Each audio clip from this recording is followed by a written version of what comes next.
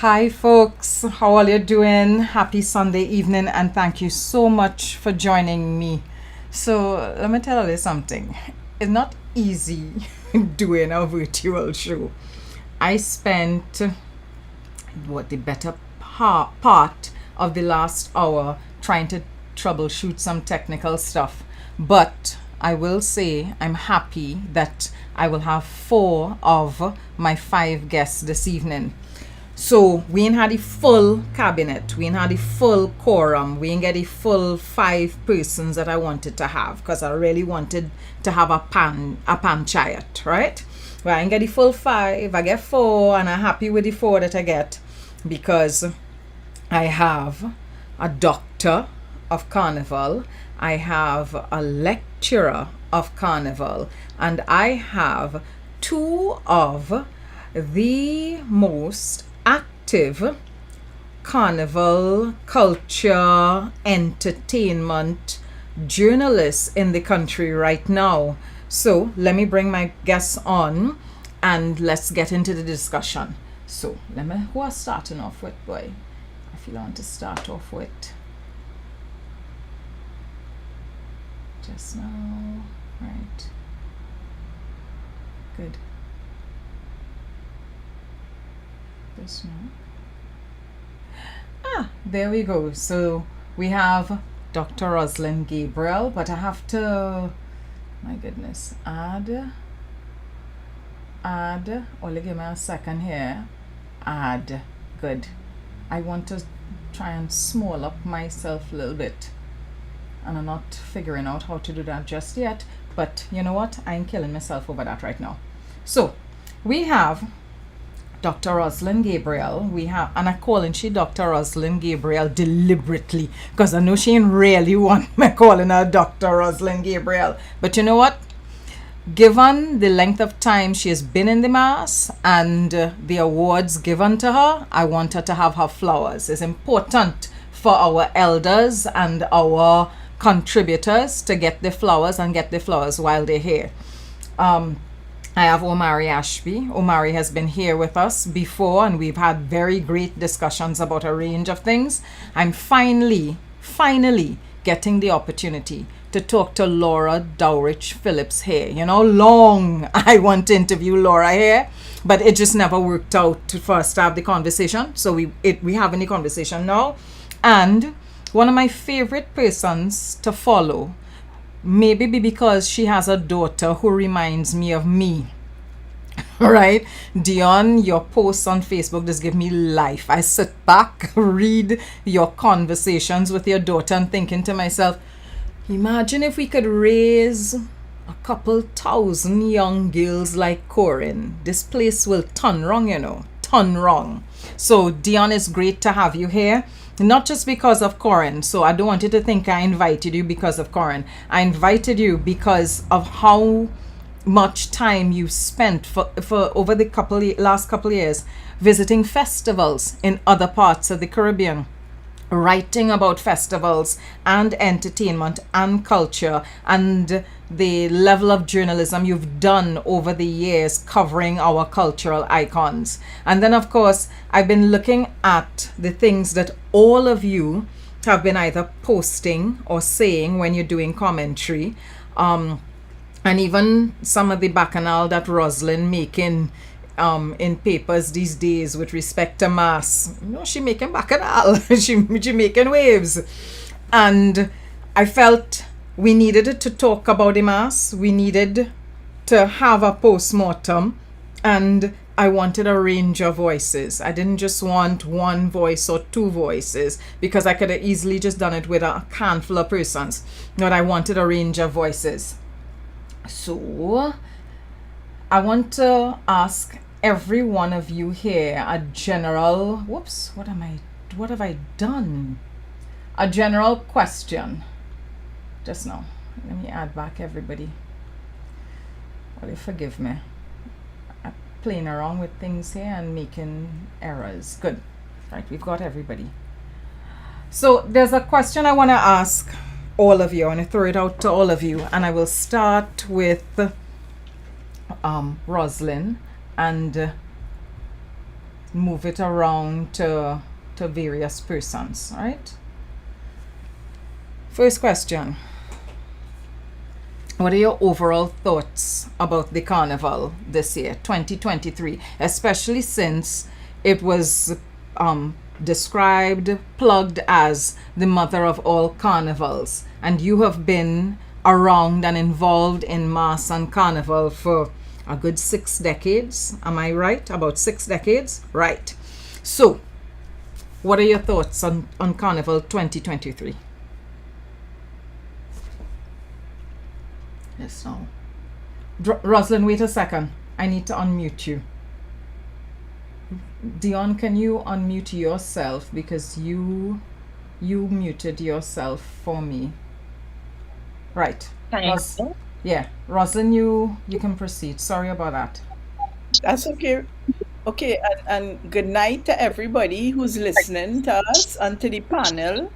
I'm really happy to be here. And with regard to the question you just asked, I heard what the chairman of NCC billed our carnival as the mother of all carnivals. But I recognized really early in the game that it was not turning out that way.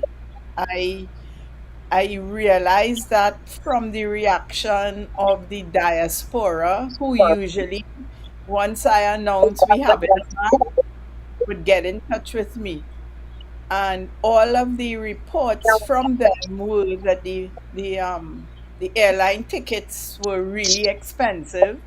It was hard to confirm a ticket. And although they wanted to come so badly to our carnival after 2 years or 3 years with none, they were finding it difficult to come. So that the foreign participation in the ban, which is usually our people who live abroad, just did not meet up to what it was in years past. Mm-hmm. That was my first observation really early before Christmas. And it continued that way. And the other thing I would like to bring to the attention of everybody is that there were real problems with supplies.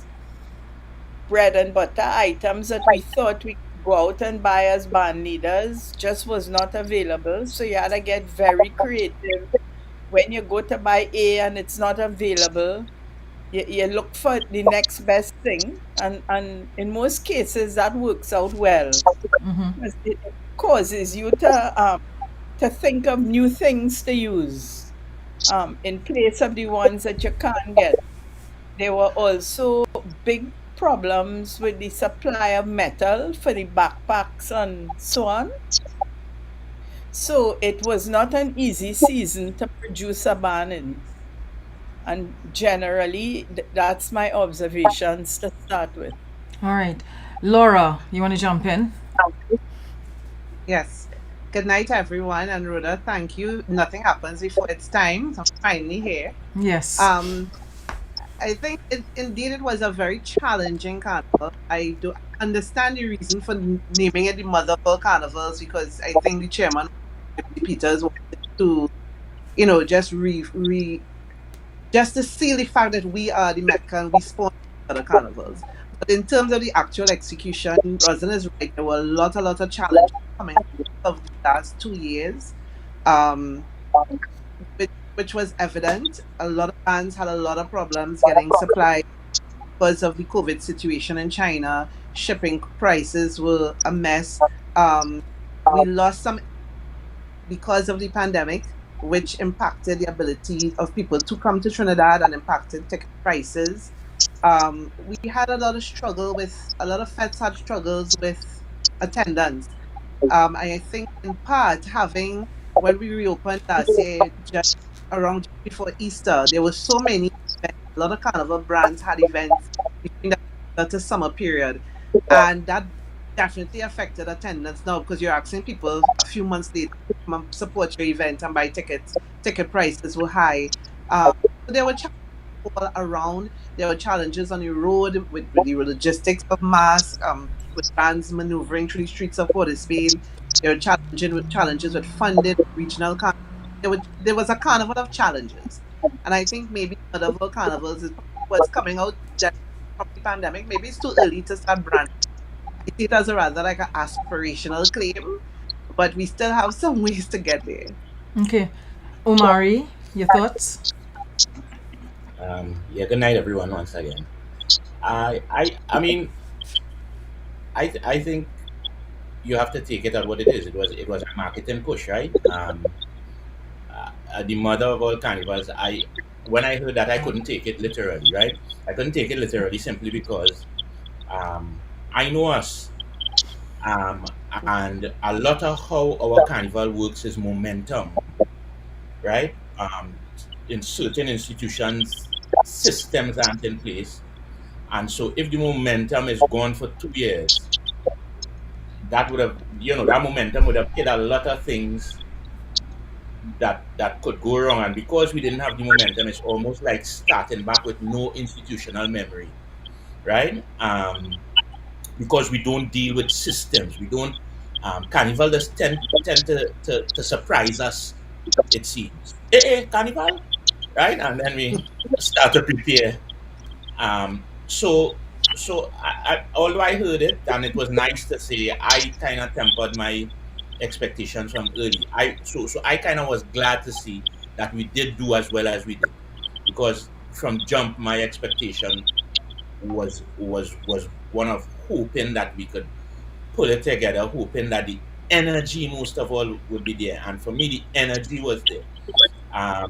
All the practical things notwithstanding, all the hiccups with the bands, and I felt that the energy was there, and I also felt that it was a time of a kind of shifting feel about the carnival. A shift in energy. Do you think the energy? Okay, Yeah, we will come back to that. We will come back to that.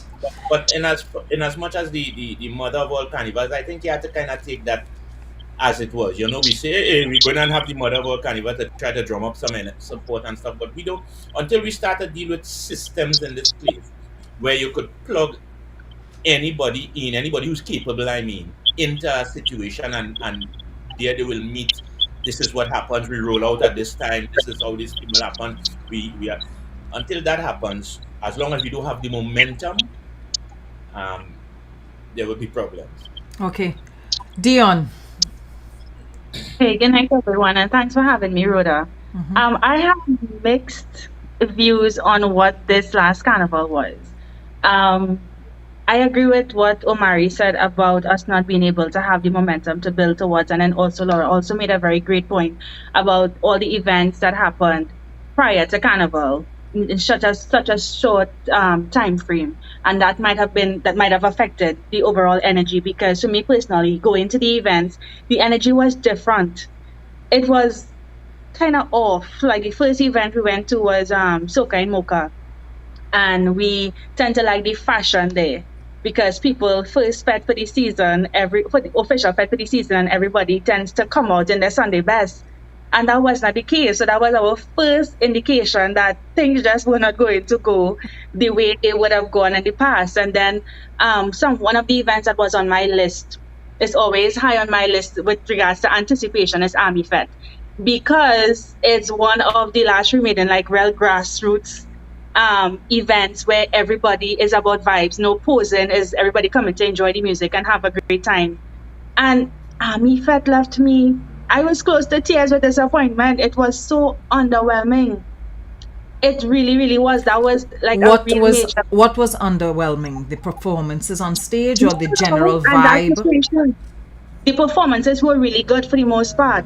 I don't have any complaints in that regard. It's just the overall energy and the vibe of the crowd, based on how good the performances were, in my opinion. Let me make sure I put that there. The reactions just were not what we expected it to be. And then, in fact, we went looking for the flag cruise, right? Even for major performances, you would see the flags, the hype for a couple seconds, and then the crowd is calm again. The performance is still going on.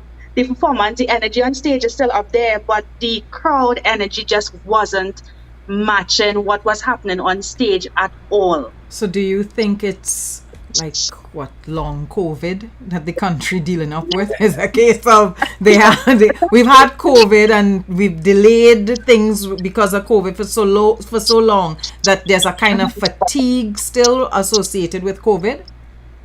I think that possibly could be a contributing factor, but I don't know if people forget how to fed or people or those who opted to go outside and attend the events, if they did so but were still a little bit cautious, a little bit wary, so they were just there physically, but their mind was studying, like, I don't know, all the risk associated with being outside.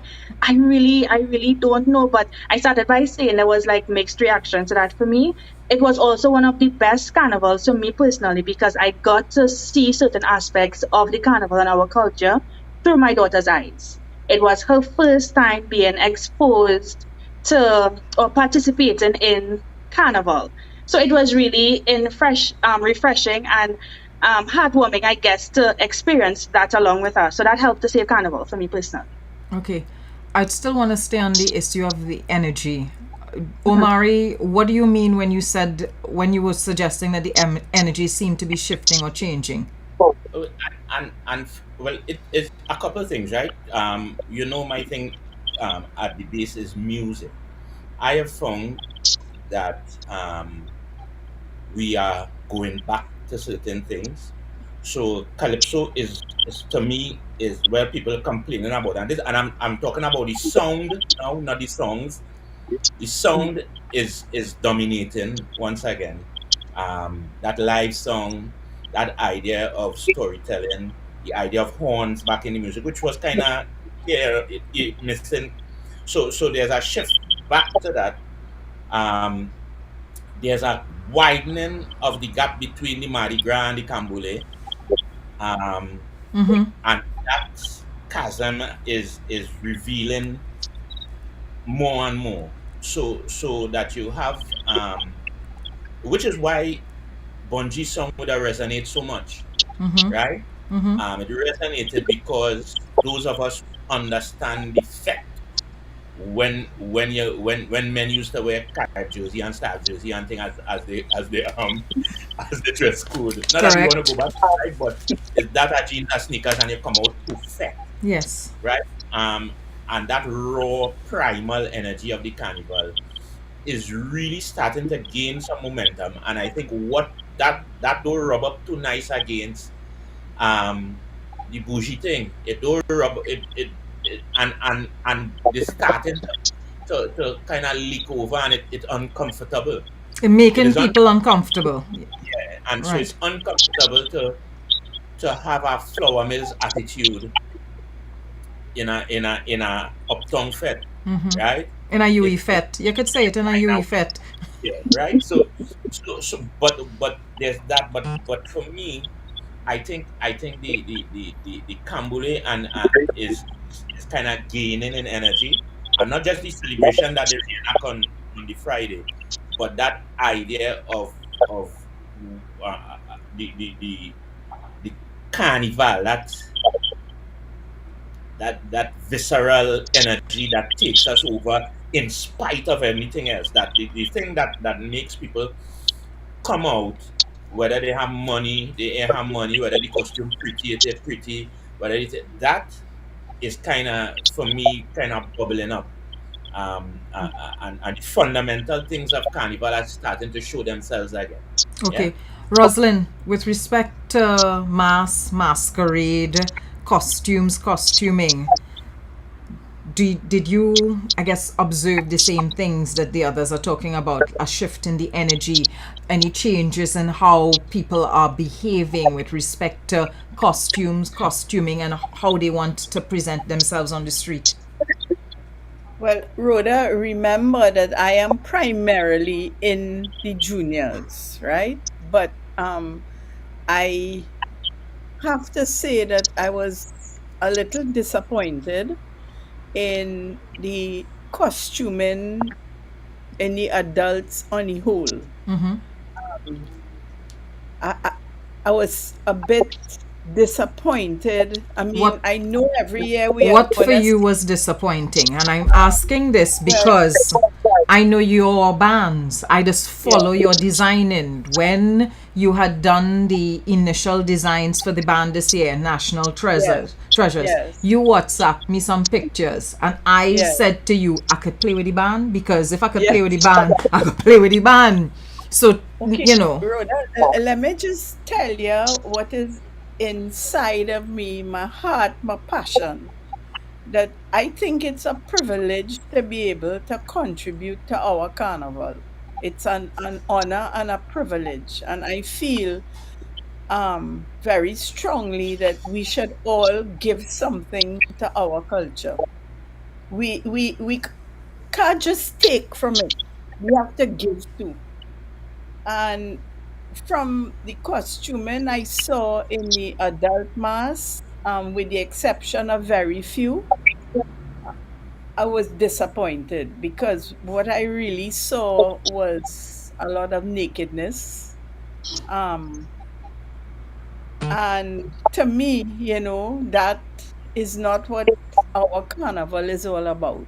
I think, yeah, I'm not a prude in any way, but I feel that everybody who calls themselves a band leader gives something back to the culture. but And I'm not seeing that happening. do you think it's a situation where the adult masqueraders are far more interested in playing themselves, as having their bodies be the costume, as opposed to masquerading, like playing a masquerade? Do you think that's the shift that is taking place there? Yeah. Well, the thing is, right, that I grew up in portrayal mass. I grew up seeing the George Baileys and so on, the historical portrayals. I'm not saying I know everything evolves, but what I'm saying is that the sameness of it, we complain that the stands are empty, that nobody goes to the stands. Why is that? Because band after band come on the Savannah stage or wherever the event is, even if it is the Socadrome, we are seeing the same thing over and over and over. I knew a bunch of people who would dress themselves in costuming and stay by the savannah in a particular color, and they can jump over the stage with every band. I mean, it's that. I mean, a reality. So how could we expect? And we complain every year that the stands are empty, but it's not like the days in the 80s where you could go to the savannah and see Wayne Barkley pass and see Peter Minshall pass and see all the big bands pass. What we are now seeing is the same over and over and over. And I mean, that's a reality. It's a reality. And it's getting more and more naked. And quite frankly, I think, that I'm hoping to see a shift, as Omari says. I'm hoping to see a shift. You're only seeing costuming being produced by the medium, the small, and the mini bands. Real costuming in the adult mass. And so I'm hoping, that somewhere along the line, things could change in the criteria, in prizes being offered for new categories. Technology is a big part of us now. If you saw, many of the kings and queens were costumes with mass amounts of technology in them. We don't even have a technology category in this day and age. Things need to change if we expect to fill a stand again for people to come out and see mass. I mean, I'm sorry to put it so bluntly, but it's a reality. Laura, what are your thoughts on shifting energy, and not just in the fetes, because I know you attended a range of fetes for this season, but with respect to the carnival in general? Yes, there's definitely a shift in energy, and I observing, especially on the Fed scene, I was observing the two main demographics that I saw in the they're the older people who went out to party, who remember what it's like to fet and went out to fet. I think coming out of the last 2 years, there was a mindset, I'm going to party. People want to party, I'm going to party. And our generation was what it's like to be in a fet. So people came out with intention to fet. But then there was another demographic that entered the carnival this year, the 16 to 25-year-olds around. I have a son who I lived carnival through. This was his very first carnival demographic, came of age during the lockdown period. And this carnival was their first carnival out there. A lot of the events he attended, it was his demographic. And they want to party. They don't know about the thing. They want to party. They know about party. That's what they want to do.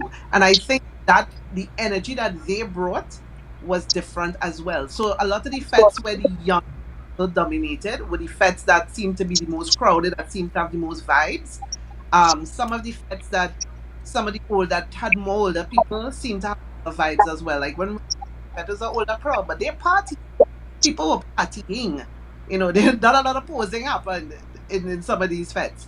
So yeah, so there's definitely an energy, a difference in the energy this year. But also I wonder if we overhype the carnival, the return of carnival so much that we went there expecting to do the most, and really we went out there expecting it to be somehow different, and it really wasn't. Well, So or maybe we hyped it so much that it couldn't possibly meet the mental expectations. Exactly. Right. That's Exactly. I mean, if I could throw in my little 2 cents here, that was my take. I didn't have an issue per se with Carnival. I didn't feel that it was underwhelming. I felt that things are shifting and changing, but things have been shifting and changing for years now. It's not this year, the shift and change there, right? The shift and change there even before the pandemic. And I feel spending 2 years or however long away from it and then returning to it brought it sharply into focus, the changes that were already taking place. But Yes. there was a point that was raised by, I think, Omari, and a couple persons on the chat feed raised it as well. Well, they locked into it. Do we have templates? We have copybook. We just write things down in, so that if the fall you're not here tomorrow, wherever it is all you're doing in the carnival or for the carnival, somebody else could come and replicate it and do it. And Rosalind, I'm going to start with you. 60 years in the mass, I want to know where your copybook, where does write down the things, where the template. Well, Rhoda, we were talking about this last year, that I'm going to sit down and write, but the thing is I haven't yet done it. So truthfully, it's all in my head. Producing a band, and one of the colleagues who work with me was actually saying, well, okay, the first thing you did was this, and the second thing you did was this. So somebody was trying to note it this year, but I don't think it really got all written. But what about the larger organizations, the carnival band associations, for instance? Are they actively creating templates for themselves and for band leaders so that these things can be followed? Unfortunately, I can't tell you I know of any such practice at the moment. Okay. No. All right. Omari, how are we going with templates and systems and things? Because you raised the point. You actually, that was your critique. Well, listen, I don't belong to any organization other than, let's say, the Rapso fraternity, right? And with us, we don't ramp with preparing the next generation. We don't play that. We just go hard. Everybody has to know everything. We have to know how it's done. If you want to see what it takes for Rapso explosion to happen, we could pull the budgets for you and show you. We don't play with that, right? But what I'm speaking to is you see a couple things that's happened, right? Um, there's a level that the government, right? Not the PNM, not the UNC, that there's a level that the government has to be involved in terms of, if you say, the NCC. There's a level that, and I'm sure it has been done. I'm sure the NCC would have hired people to work out systems, and it's somewhere on a shelf in a file folder somewhere with all the systems that they work out in terms of how. Because this is no new idea, and I not no genius that come up with this. This probably, if you go back 20, 15, 10, 5 years, it probably have a couple of them well in there, covered down in dust, right? We need to understand that how I see the government taking part in Carnival is to facilitate, just like any other industry, right? When they wanted to do what they had to do down Point Lisas, no private person didn't go and build the infrastructure or put in the laws or put in all of them things. So that is what I am looking for from an entity like the NCC. So I want to drill down there. That's actually one of the questions I had. The state, what role do you think the state has to facilitate? I'm not interested in what prize money you're coming to give me. Right, so I want to know, when you say facilitate, what you mean, because some people think facilitate is prize money, yeah? Oh, I had no interest in that. Prize money, I believe, should come from the private sector, and they should come with a thing and whatever, right? Right? I am looking for you, one, ease of doing business, right? I am looking for you, all these, so for instance, if the band leaders association or whatever is having trouble individually sourcing things and whatever, what is the position that they could collectively say, hey, these are the things we need for Carnival, this is the kind of bulk import we're going to do if we have to import it, or this is the thing, or if China again relax in making costume, where we could set up somewhere, they just call it a whatever thing, tax-free zone, whatever, with local free trade zones. Right. All them kind of things is what I am looking for. I am looking for also that regardless of who is the chairman, vice, whoever it is, when we plug them in, they come in to meet a system in place, right? And so the Masquerade, the thing ain't gonna be a surprise for anybody. This is how it does go. It can't have every morning we looking to pass the truck across the stage. It can't pass because piece of stuff holding from the Masquerade the night before. This is what how long we doing this? Why that had to happen? So it have the basic systems, things like, and I'm saying this with the knowledge of why it's done. But why does the North Stand have to keep going up and down? Why the grandstand is how it is? Did we invent the green space? That the first green space that does have performances in it? No. All over the world they have green spaces that have performance thing that is in harmony. The thing, lick down the grandstand and build one of them, whatever it is, and we had to deal with the thing. I always say we don't take Carnival serious enough. You know, truck passing through town every year. Why we have electricity? Why aren't thing above we still? Them thing have to be buried. And what the benefit that will be? One, immediately, if not sooner, Port of Spain will become a much more beautiful city without Carnival. The wires and them under the ground. When the truck passing, they can't pull down one thing. Is every year we doing Carnival? Every year. So little things like that. And we could pull from the Carnival too. So when we see how clean town was, the Ash Wednesday, right? Then it means it have a system to keep town clean, right? And so how we could look at that and say, hey, well, if town could be clean Ash Wednesday, after how much hundreds of thousands of people stink it up, then the average amount of stink we have every day we could deal with, right? But we don't look at Carnival. So Carnival could take and it could give, but we're not interested in that. What we're interested in is how much people could make our money, how much people could dip their beak in the state coffers, and then we have to get serious about systems. And why we are afraid of systems is because systems does also deal with corruption and behind and under the table thing, and that is why we don't like systems. We don't like systems like in office. We don't like systems because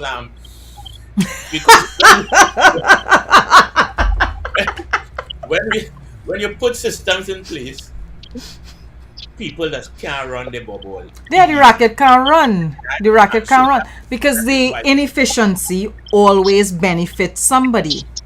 Correct. But I need to say something, please, Sure. Based on what we're talking about these systems too, we have to bear in mind. I saw it in the paper this yesterday that the funding for carnival is never certain. So we are told from my days on the NCC board that we are allocated 147 million, but 1 week before carnival you get 17. God knows when the rest come in. Mm-hmm. So that to put things in place beforehand is very, very difficult because the funding is never certain. One of the things that Which, accounts for that, Rosalind, that always strikes me as odd because I know a whole budget this get read either September, October, yeah, yes. and you will always hear what the various ministries get But in. Rhoda, Mm-hmm. when the budget is read, that's Mm-hmm. October. Yeah. That's when everybody wakes up for the carnival that is coming. October is when everybody wakes up Mm-hmm. when the budget is read.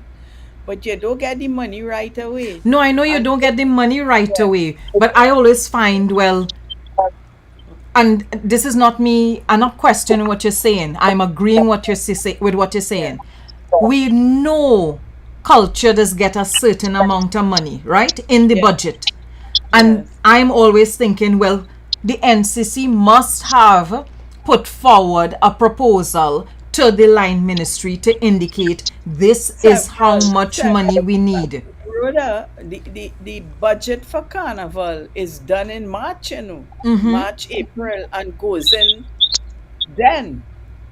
But nothing is ever decided then or put in place then. It's always a waiting game, always. I want people to And understand that it's March, April for the following year, not that for the is same correct. year. Right. Yes, So you yes, putting in a budget March, April.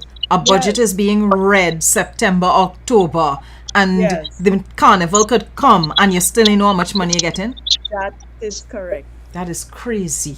Yeah. That is And crazy. so Omari, you have a very valid point with the systems, but how can you put systems in place when you really don't know when you get in funding? Well, and that So, will be part of the system. That and you see funding for me, and I don't like that word, right? Because the government don't say they're funding the petroleum industry. They'll be making investment in that, right? And they True. just want to True. fund carnival. We don't yeah, fund carnival. okay. They just make an investment in carnival. And for me, that is one of the shifts that everybody had to make from this idea that we funding carnival to be making an investment in carnival. But of In course, carnival. that comes Yes, with okay, I responsibilities on agree. both ends, because an Yes, investment requires a return on investment. And that, of course, will then require us to do some work that we don't do that too often, which is measure the carnival, right? Mm-hmm. Yeah, and Mm-hmm. listen, Mm-hmm. I am the last person to be talking about this because me really like economics. I do like carnival as a business. I do like none of them things because I a man for spirit and energy. But I could see it, right? I really don't care if a tourist come here for carnival personally. I don't care. Come here, I'm not performing for nobody, right? But if we're saying that this is the business we in, Mm-hmm. then a business requires investment, it requires measurement, it requires return on investment, and it requires you making adjustments when you see things not working. Mm-hmm. That is the reality. And if you are investing, it can be, well, you might get or you mightn't get. All right, we think already it releasing here and it releasing there, and that also can be used as a form of control. Me saying that is what it does do.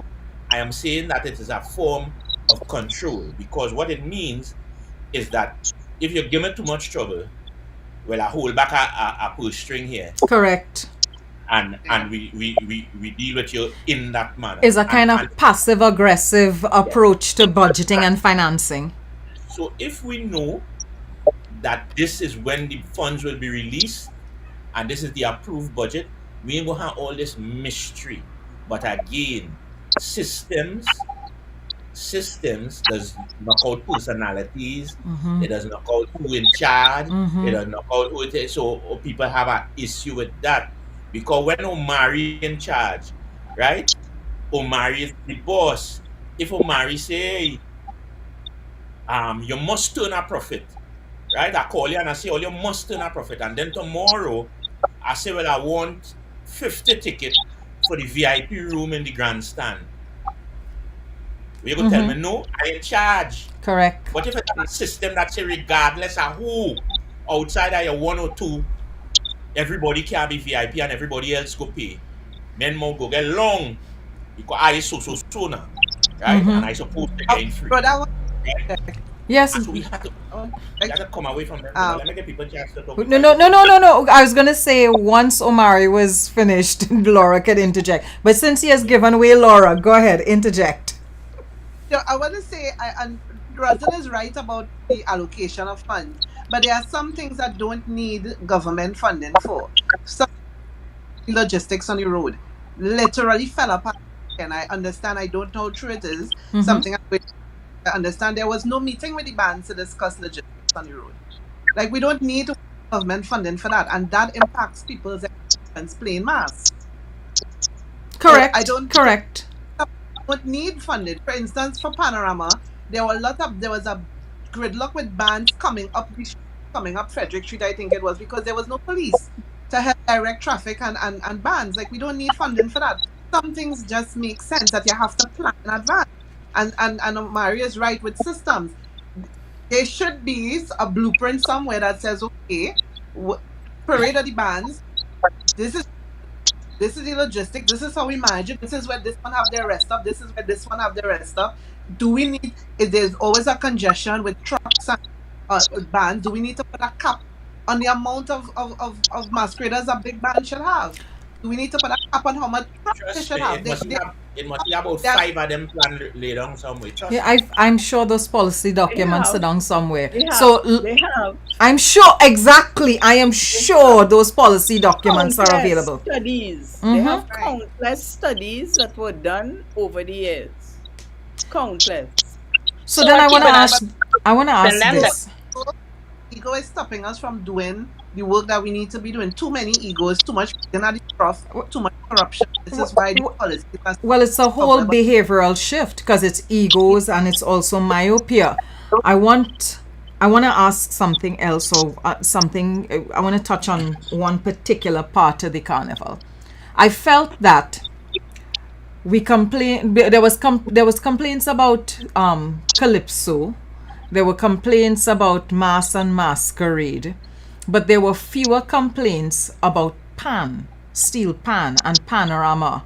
So, Dionne, let me pull you in and I'll make the rounds here. What is Pan or Panorama or the Steel Band movement doing differently? Because it seems to me very vibrant. It seems, there's a lot going on there. I stumbled on Iron Park, that's what it was called. Stumbled upon this event and my mind was blown. I was like, but how come we ain't doing this with everything, boy? So Dionne, what is Pan doing that the others could be doing? Innovating, involving more of the youth. Looking at Pan, the competition, I was really pleasantly surprised to see so many younger children competing and then going back, and the energy was different. Like, to see how many people were in the stands, even like at the prelim stage and stuff like that, it was really fantastic. Iron Park, it was my first time going to it this year, and I was totally blown away. People left their homes in comfortable clothing to fet with Pan, like live Pan bands, the decor, the layout, the fact that you had 3 stages side by side and it just moved from one stage to the next, the energy, everything about that, like, the experience was perfect. Definitely one of my personal highlights for Carnival, and it has been added to my list as something that I would not miss, even if it's me going personally and not as a journalist to cover. It really was fantastic. I was really impressed by the way Adrian, Schoon, and they were able to find this way to generate interest, because there are people who come in specifically for that weekend and they don't necessarily stay for the actual heart of the carnival. They come in for the silver weekend and they enjoy the pan and whatever else agent they offer that weekend, and then they go away. So I have to applaud them for the innovation. I think that is part of what they're doing. The fact that one, more young people are involved, and in cases where you have more children competing on the big stages for pan, of course, their parents have to be around supporting, lending support. So that would add to the number of people, and then the Iron Park, total innovation all the way. So the way we have a lot of young people in PAN, right, from primary and secondary school come up, are we seeing the same thing happening with mass design and Calypso? I don't know. Rosalind, do you want to jump in here? Yes, I could jump in here to say that one of the most successful programs in schools was the Pan in the Classroom that was instituted many years ago. Unfortunately, the junior carnival, the junior parade started somewhat like that, where the schools were producing their own costumes in the early years of the junior parade. And then and it was on the curriculum, but then after 1 or 2 years it was moved away, and it was left up to each principal in each school to decide whether they wanted to bring a band or not. Obviously, the school's participation fell off. The costumes in the few schools where are not necessarily produced in the classroom or in the school. And if we have 100 bands participating in the junior parade, maybe 25 will be school bands. So I have always talked about getting the carnival arts in the primary schools, because we need to have a nursery for mass. Right now, there's none. We need to catch the children in the primary schools to teach them costume design and so on, teach them about our icons. I don't think that is being done now in any huge way. Okay. Omari, with respect to Calypso, I don't know how much you do know, and I don't want to put any undue pressure on you.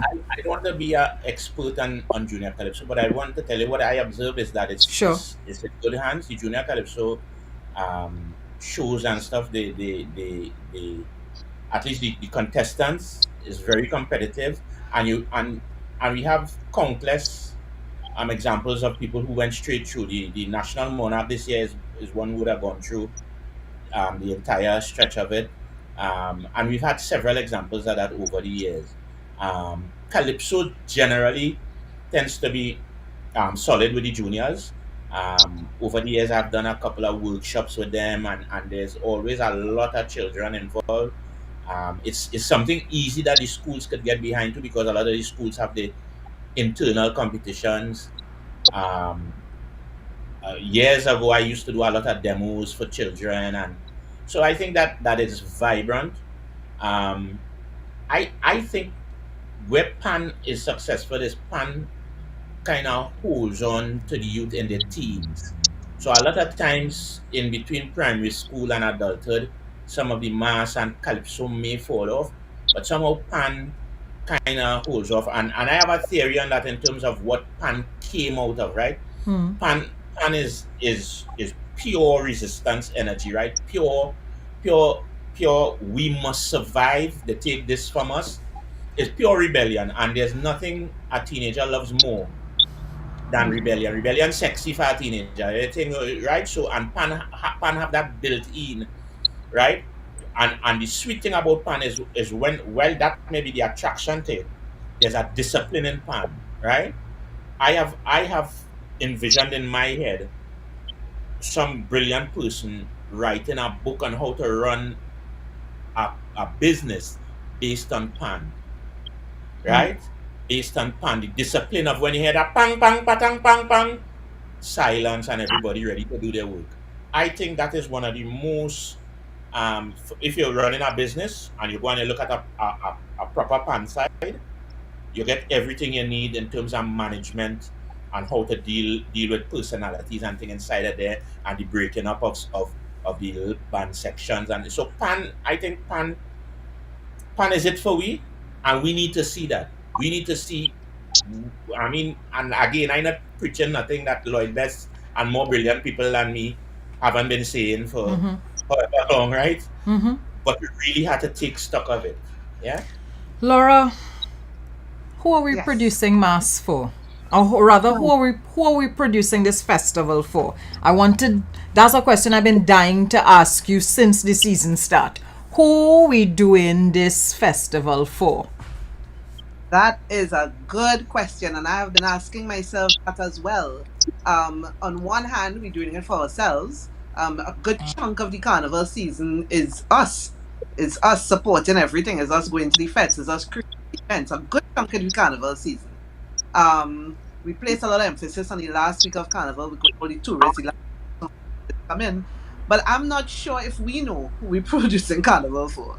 When people talk about us marketing carnival, and I always ask, okay, if we're going to market carnival, what is the purpose of marketing it? What exactly do we want to achieve? Is it to attract more people, or is it to tell people who we are and to seal our place as the Mecca?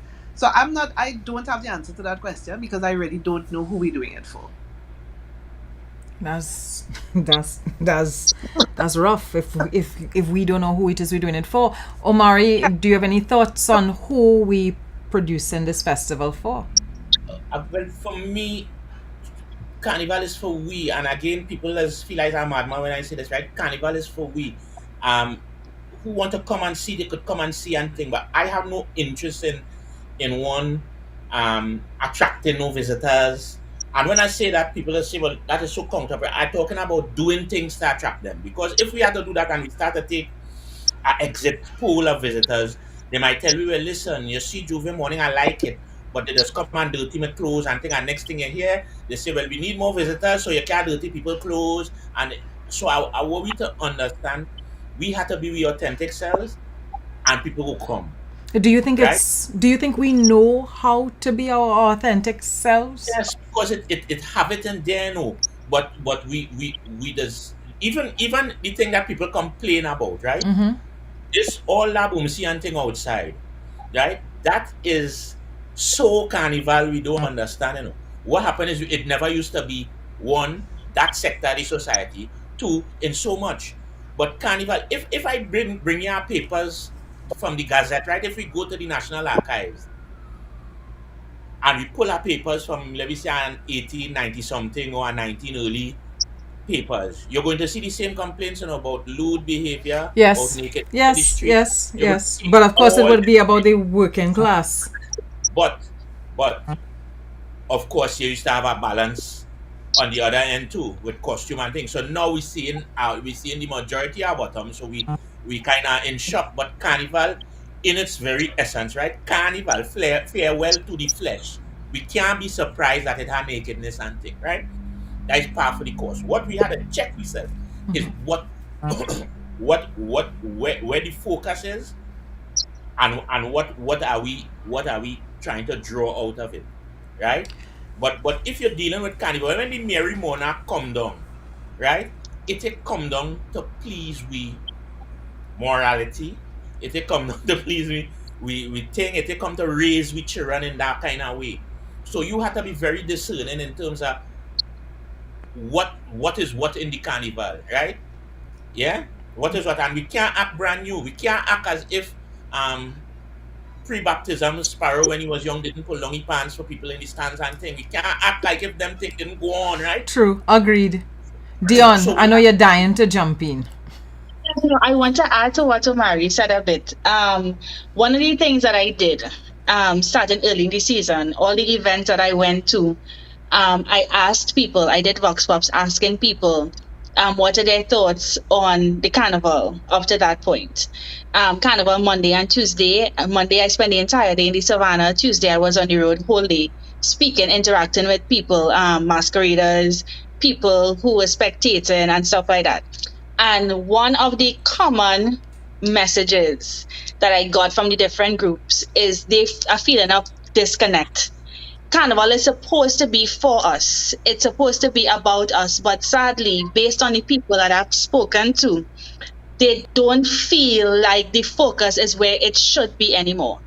A lot of people on the ground, they think that the focus is on who is coming in, people at a certain level, certain sectors within our society, but it has moved away.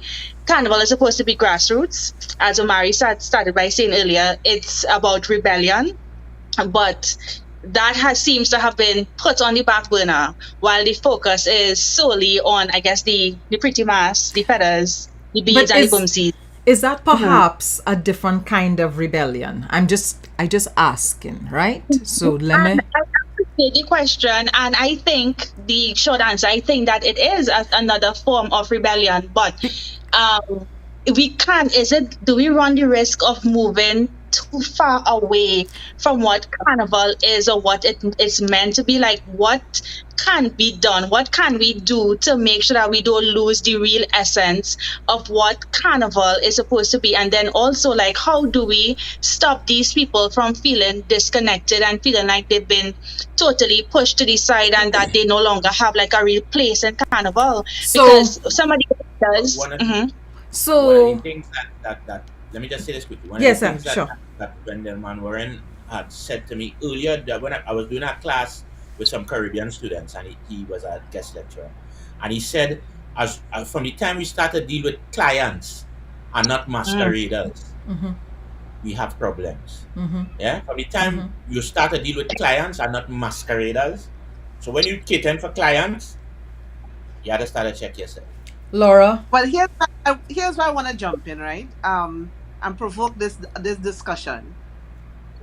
We have reached a point where people make money off of Carnival. It is a way that people earn an income, and a lot of people become very business oriented. So they approach Carnival with a very business approach, which will obviously mean that you're going to act in a certain way. From the time you start taking a business approach, you treat us like a product, you treat it like a brand, which means you have to have certain things that align with that. I think our struggle in Trinidad is, how do we marry the commercial side of it with the culture side of it, the thing that is in our DNA? How do we marry the things? Can I take off my interview hat? Can I take off my interviewer hat? Yes, that's just point. Sure. A lot of carnivals across the Caribbean a lot of islands have carnival, but for a lot of them, carnival is a product. It is a product to get tourists in their country. It's a product for them to make. So the essence of it that we feel here is not really present in a lot of those other islands, because it is simply a product for them, and they're constantly looking for ways to improve it and improve the experience. How we fight. We have those two things fighting against, and I don't know what I don't know what the answer is. I don't know where the balance lies, but I don't think we could deny that this is how people make money. So how do you not approach it as a business and try to make things better in some regard? Treat your masqueraders as clients. Try to improve the experience. How do we find the balance? On the money making issue though, Rhoda, before you jump in, let me just say this before I forget, right? On the money making issue. Like I said, I spent like Tuesday specifically speaking to vendors on the road, right? And some of these people were in tears. They were in tears because the money that they invested to have things to sell on the streets to masqueraders who pass in, to spectators that they expected to be lining the streets, the people just were not there. And one woman told me she had to throw away a whole pot of corn soup because the people were not there. She said she sent her son to see like what's happening, where are the people, and they what he reported to her is that the people were on the avenue and stuff like that. And she said basically that she feels that a couple of years from now nothing would be happening in Port of Spain and everything would be centered in the West. But then if that happens, then certain people would not have access. Right? So if you move it further and further away from where it's supposed to be, don't fight me. I'm not going to fight you. Then people not going to have access to it, and then that is a problem. Like, how do we fix that? Like, how do we stop them from being alienated and pushed to the side while we focus on just certain groups of people? Yes, Carnival is now a business for many, but it shouldn't be that the grassroots people, the people that I guess are some people view as being at the bottom of the totem pole, the ones being most affected, they don't have access, they don't have the spare cash to move around or to do things on a large scale like the people who actually make the big bucks from Carnival. So it's unfair to them that we are allowing this thing to, evolve, for want of a better word, and we're moving it away from where it started and where it's supposed to be, where they had access to the people that were passing, the few spectators, because I think we could all agree that we haven't had as much spectators this year as in years past or whatever. But yeah, so it's unfair that they can't benefit while one group of people make all the money. Now the thing about culture is mutable. It's going to evolve. We can't stop it from evolving. Carnival will become what it is becoming and what it will become. We can't stop that at all. But there's a tension that all three of you are discussing or have discussed. And I feel that, Rosalind, interestingly enough, you have managed to kind of straddle doing a band that makes money but also focuses on Masquerade. So how have you managed that? Like, how do you marry those two things? Rhoda, over the years, I have to say that my passion for wanting to put a band on the street that people actually would want to see, would want to make part of their carnival, has been my motivating factor. And sometimes it has got me in a lot of trouble because really and truly, the costumes I produce are heavily subsidized, not only by me, but by one or two sponsors, whoever joins in with me on a given year. So the fact is that the passion I feel for the culture overrides sometimes my good sense, because I put a lot more into the costume than I could really sell it for. So my highest price costume this year for the band was like $2,500, and if you compare that with costumes that are being sold in the adult mass, it's really not the ideal situation if you want to make a profit. But profit has not been my accent for being in Carnival. I want to put a band out there that makes my country, myself, proud. And that is my passion, and I make no excuses for it. But I want to go Oh, sorry. to Go ahead. I want to go back to something that was said earlier about the bands that are business oriented and the bands that are culturally oriented. And that is a very, very relevant point in our carnival now.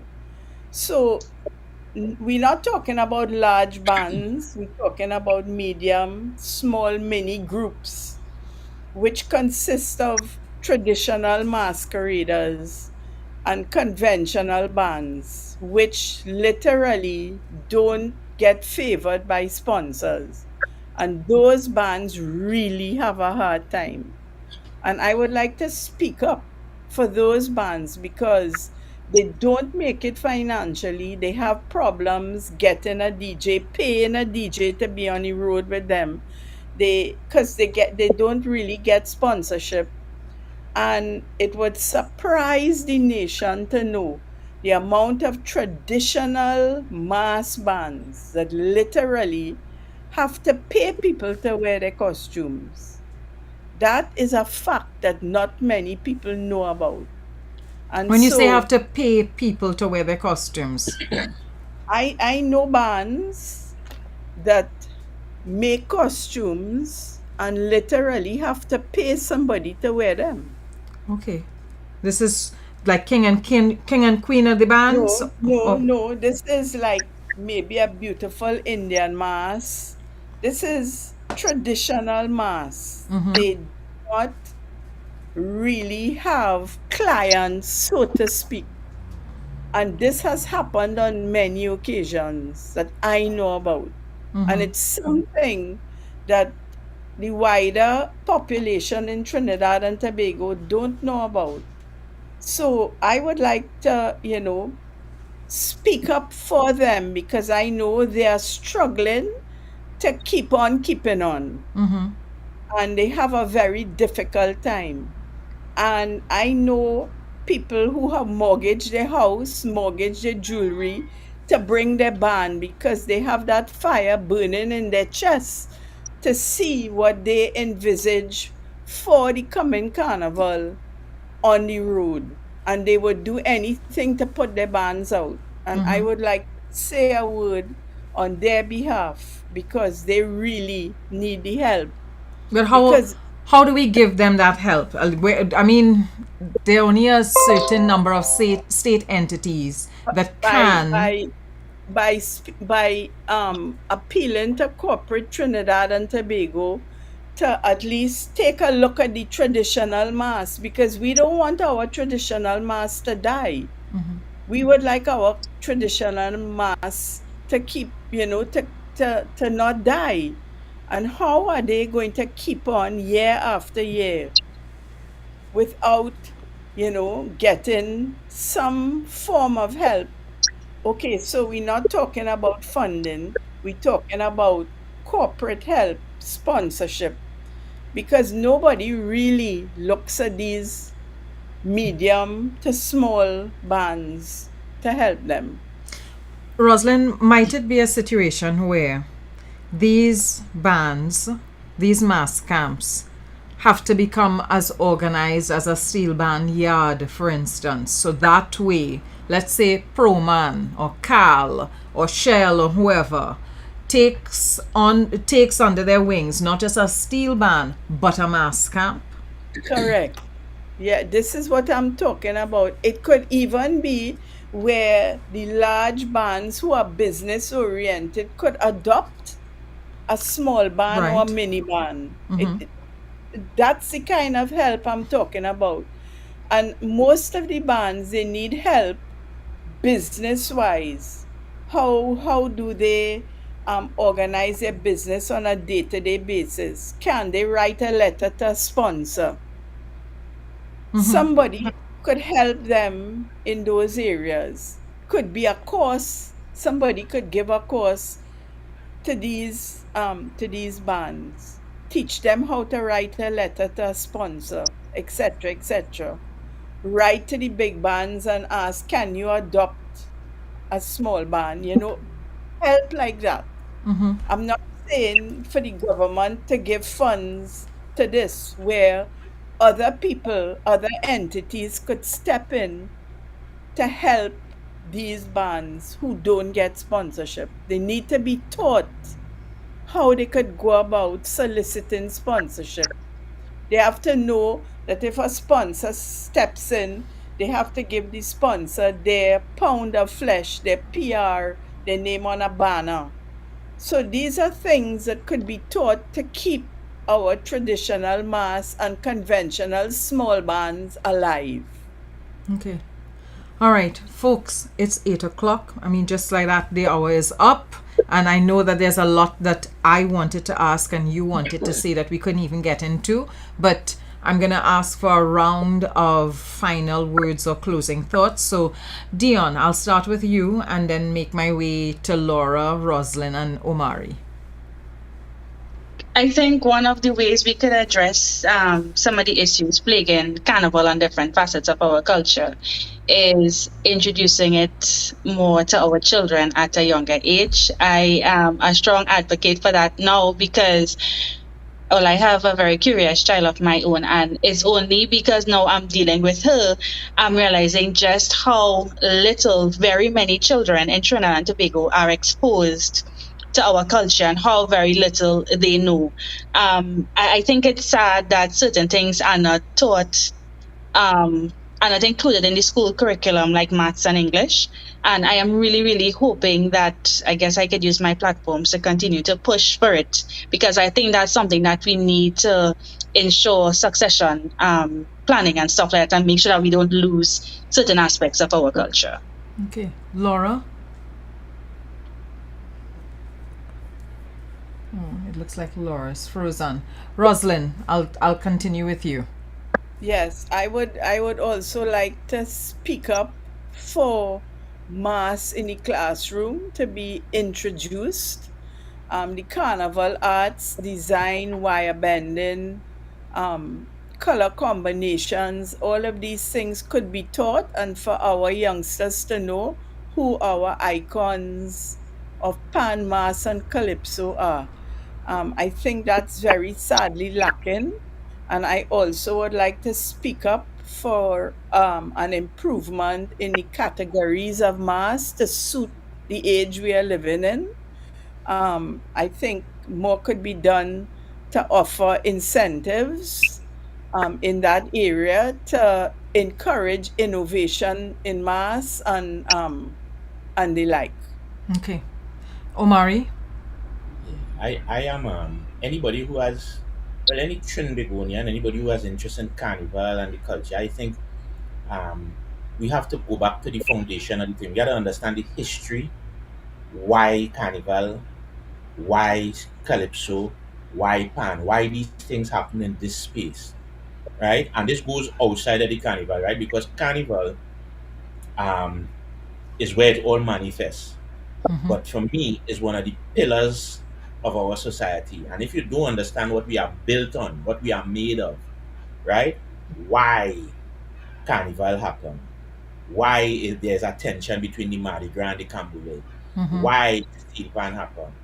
Why by calypsos or stories are told? If you don't understand that fundamentally, we will continue to spin top in mud. So we really have, and not what they're teaching now, right? Not that pack of nonsense that's given in school. We need to overhaul that and get to the real reasons of the powerful people we are, right?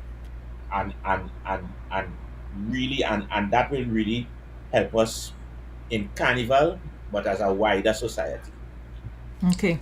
Folks, I want to thank you so much for agreeing to be a part of this discussion, especially bearing in mind that there is so much more that we could be saying and could be discussing. So thank you for your time this evening. Thank you for your thoughts. Thank you for your ideas, because you sparked a raging discussion in the comment thread. I wish you could have seen it. So if you get the opportunity, go onto YouTube and look at the comment thread from this, because there's a lot that the folks that are listening are saying right now. There are a lot they're agreeing with, and there are a lot that they are questioning and challenging. So if you get the opportunity, check it out. So thank you so much, Dr. Gabriel. Thank you so much, Omari. Thank you so much, Dionne. And Laura, who had to log out, thank you as well. And also thank you to Gillian Bishop, who couldn't make it because of technical glitches. You all have yourselves a good evening. Thanks for having me. Take care, Thank you guys. for Take having care. us. Take care. It was a pleasure. Bye. Yes. Night, Trinidad and Tobago. Who is this boy? So folks, there you have it. I thought that we needed to have that conversation.